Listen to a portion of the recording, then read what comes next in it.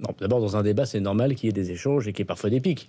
Quand Mme Le Pen attaque, si j'ose dire, attaque au niveau des genoux sur vous n'avez pas mis des éoliennes en face du Touquet, excusez-moi, c'était aussi une attaque extrêmement déplacée.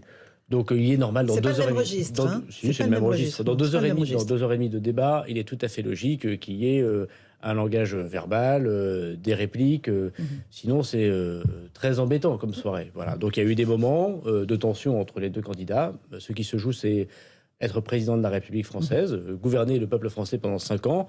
Il est normal qu'il y ait, comme il y a eu dans tous les débats, alors, les politiques en général et présidentiels en particulier, des échanges. Entre François Mitterrand et Jacques Chirac, il y en a eu. Entre Giscard d'Estaing et Mitterrand, il y en a eu. Voilà, il y en a tout le temps. Entre Nicolas Certes, Sarkozy et François Gérald Hollande. Darmanin, la question c'est pour quelle finalité, qui convainc? Parce que il y a peut-être que chaque candidat a convaincu son propre camp. Il y a un autre bloc en France qui est très important, ce sont les abstentionnistes. Est-ce que véritablement, c'est pour ça que je vous posais la question du souffle véritablement de la vision. Est-ce que ce genre de débat donne envie d'avoir envie de voter dimanche? Je ne suis pas le mieux placé pour Vous avez certainement une parler analyse, au un nom avis. des abstentionnistes, puisque pour ma part, j'ai voté aux élections. Donc il faudrait leur poser la question. Je pense que tout le monde voit qu'il y a un enjeu très important.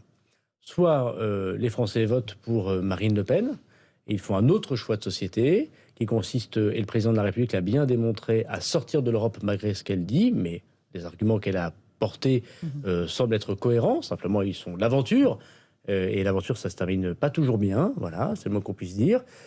Soit ils vont faire le choix de quelque chose qui est la continuité de ce qu'on a fait depuis 5 ans et qui montre un certain nombre de fruits. Et heureusement que le président de la République était là pendant les crises qu'on a connues, notamment la pandémie, mais aussi la guerre en Ukraine.